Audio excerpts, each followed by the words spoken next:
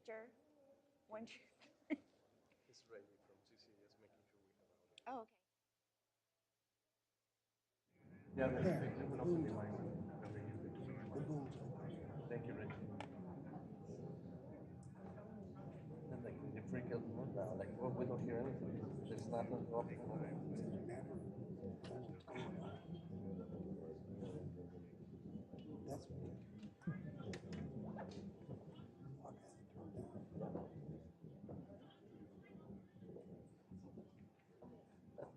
I think they're on the freak out thing. Don't get there. Okay, come out.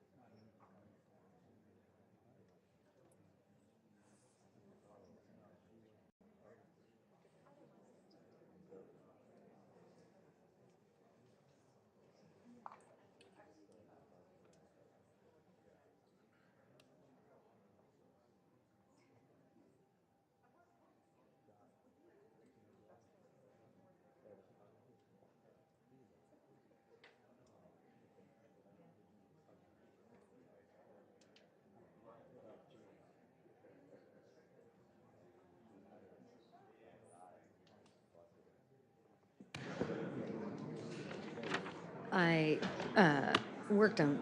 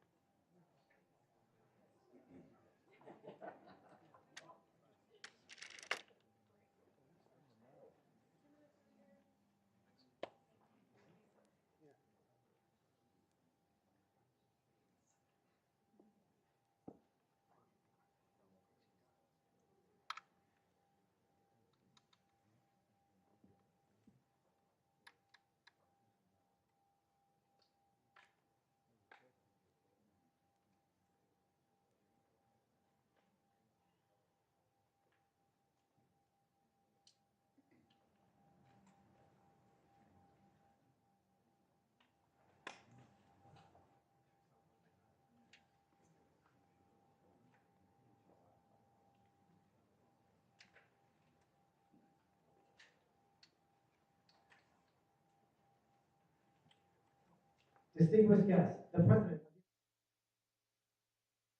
the Department, James White.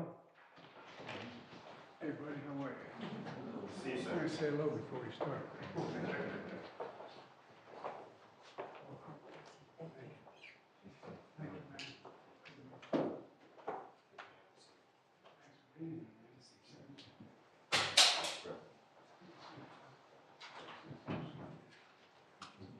Chiefs. Chiefs over here. Oh, man. How are you, sir? Good to see you. Good to see you.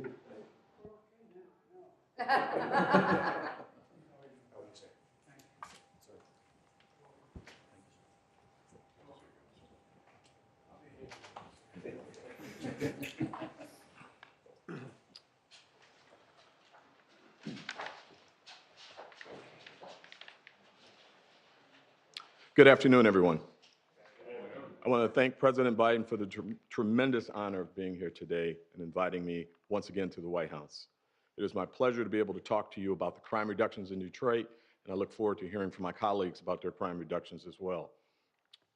In Detroit, collaboration is our strength. It's the biggest reasons for our crime reduction. The support of our Mayor, Mike Duggan, with his leadership on negotiations that gave our officers a $10,000 raise, to the strategies that he deployed post-pandemic, bringing partners to the table to reopen our courts. Many of us saw our courts closed down as a result of COVID. Cases were backlogged, and it was through his leadership and our partnerships that we were able to get our courts back open and work collaboratively to get cases prosecuted. Our U.S. Attorney, Dawn Eisen, has been a tremendous partner to us. Our One Detroit initiative has focused on reducing crime in the most violent neighborhoods in Detroit while providing resources to better the quality of life for our most vulnerable residents. Our Deputy Mayor, Todd Bettison, who leads our city's innovative Community Violence Initiative, which is our CVI. The program is called Shot Stoppers, which is supported by the American Rescue Plan dollars. While early, the CVI has shown promise, and we look forward to seeing the impact that CVI will have accompanied with our strategies on crime to further reduce crime. Our partnerships with our local, state, federal partners, our prosecutor, our Wayne County executive, our sheriff, our judges, our state police, and certainly ATF and FBI. Our American Rescue Plan funds have been a tremendous game changer for Detroit. It's helped us reach these historic lows in crime. We've got an 18% reduction in homicides, our lowest since 1966 last year. A 16% reduction in non-fatal shootings, a 34% reduction in carjackings.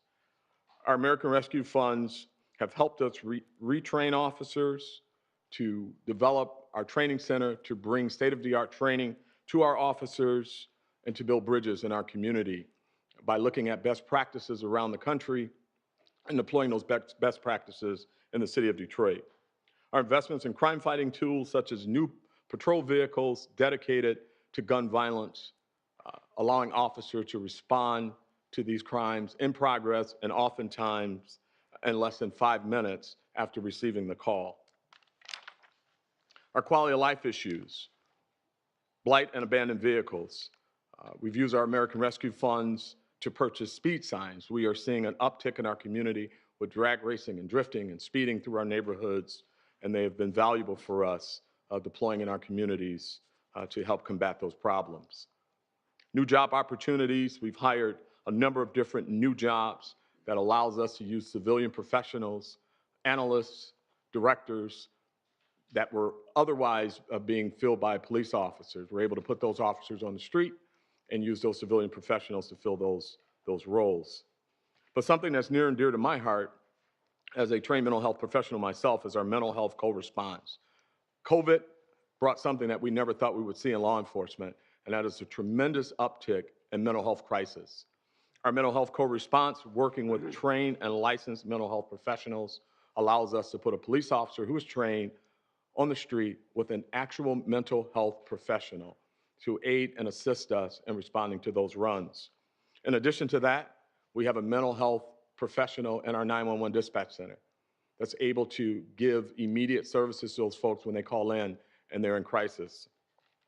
City of Detroit handled 14,000 mental health runs in 2023, and we're now looking at approximately 38 runs per day, so we're on track to hit that number again. Our mental health co-response unit works collaboratively with our mental health training center and handling those runs. 2024, we're building on that success, but let me be clear, we are not declaring victory against crime. We still have way too many guns in our community, way too much violent crime in our community, but we're going to continue to work collaboratively with our partners to further reduce crime in 2024. Already, as of yesterday, we are looking at an 18% reduction in homicides for 2024, as opposed to last year this time, 30% reduction in non-fatal shootings, a 47% reduction in carjackings, and we are focused on building on the progress that we've already had. We're going to continue to work in our communities. We will be deploying a program called Serve Then Protect, where every single officer that comes through the Detroit Police Academy will work a community service program in our neighborhoods, whether it be a foot beat program, whether it be aiding a senior before they can patrol in a scout car. Super excited about that program, and we're going to continue to expand our mental health co-response. We are all grateful for the support of our partners at the White House. Thank you. On behalf of every member of the City of Detroit Police Department, I thank you, sir. We work to reduce crime and improve public safety, and we're going to continue. Now, it is my pleasure to introduce the 46th President of the United States, President Joe Biden. Good job.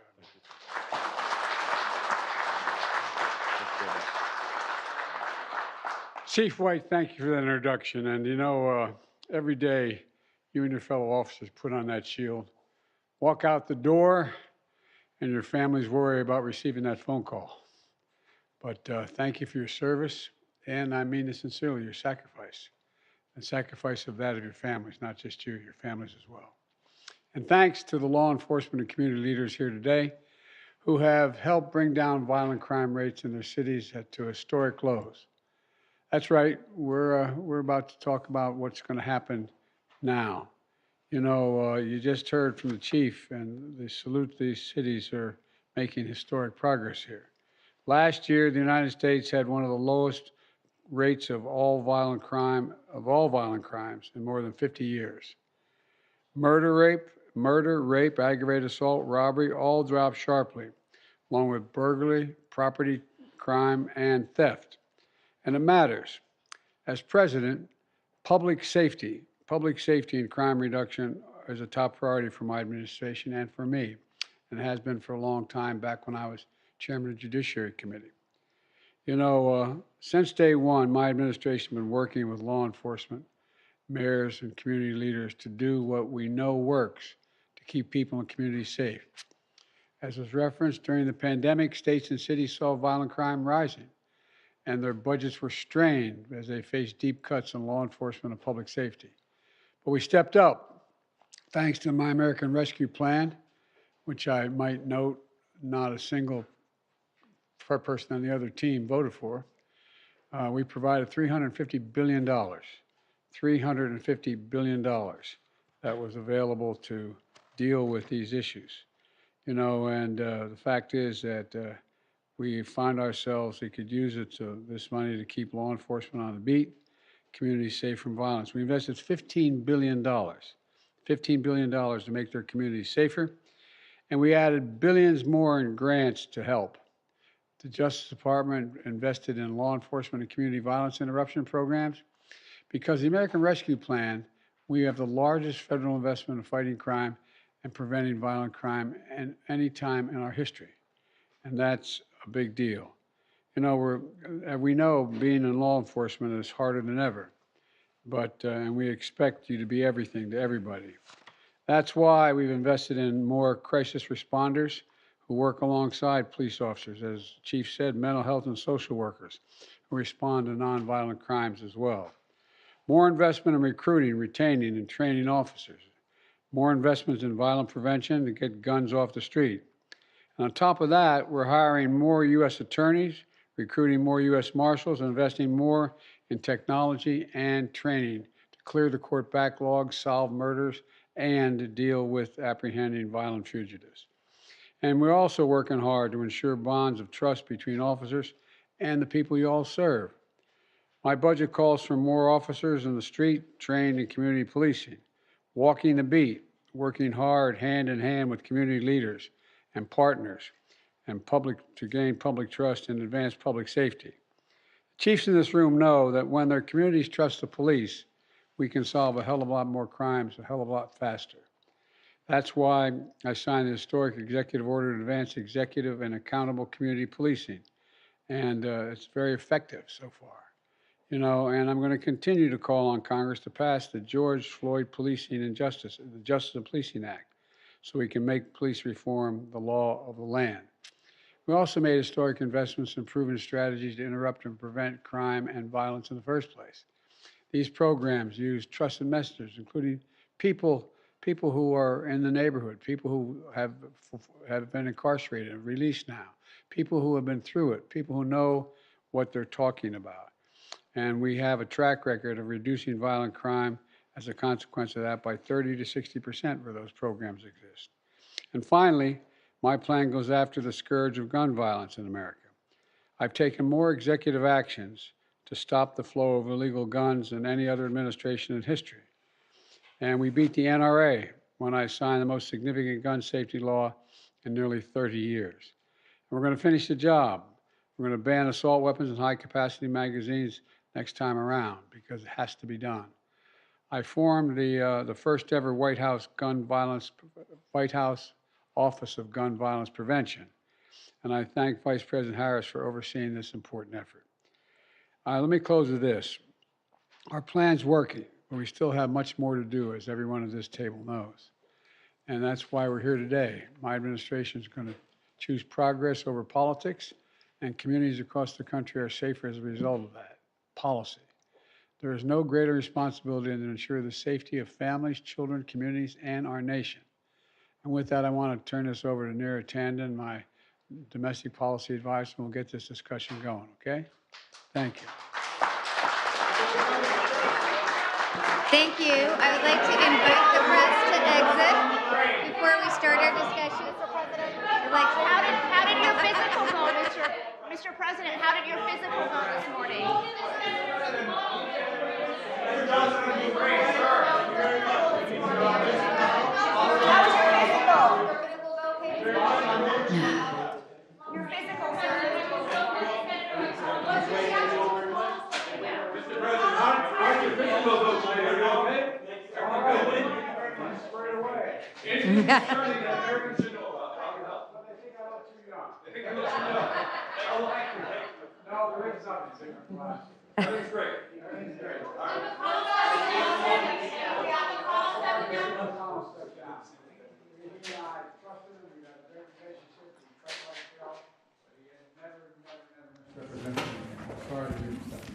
Thank you. On your executive order, protecting privacy, how concerned are you? The American privacy. Thank you. Watch it out, watch your